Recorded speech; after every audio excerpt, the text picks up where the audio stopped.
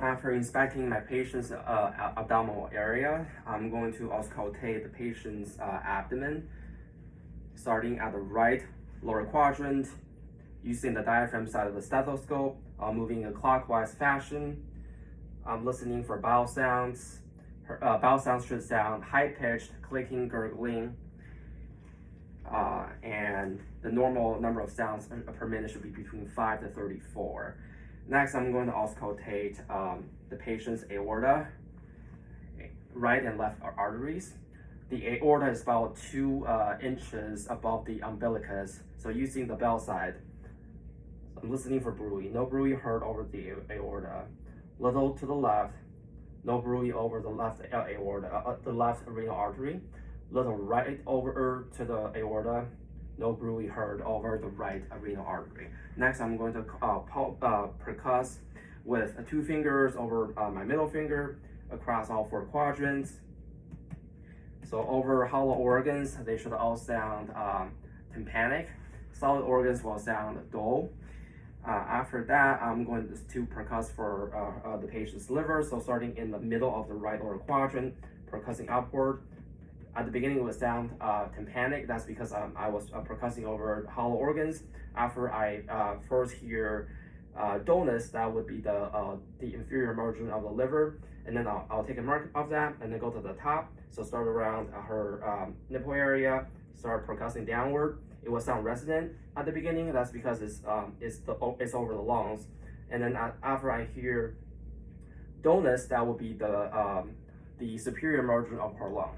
And then take note of that, and then take a ruler and measure the distance, and that distance should be between 6 to 12 centimeters.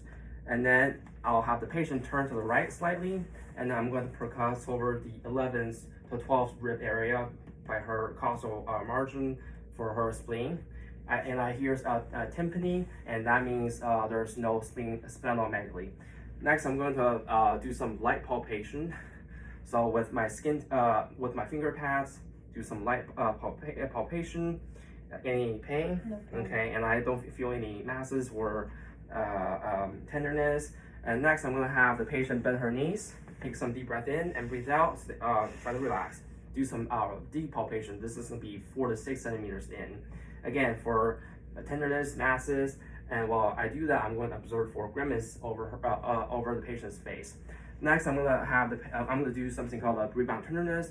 I'll poke really quickly over her right lower quadrant. Was it painful? No pain. Okay. And then next, I'm going to have the patient sit up. I'm going to palpate for her over her flanks. So this is going to be bilateral and right over her kidneys. Do you feel any pain, anything? No Okay, pain. I don't feel any masses or tenderness.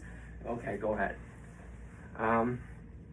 Next, I'm going to do some, I'm going to palpate for her liver. So left hand by her lower thorax, and then take a deep breath in, and then I'm going to palpate for her liver.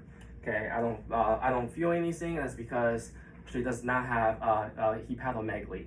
Next, I'm going to have you roll over to the right side.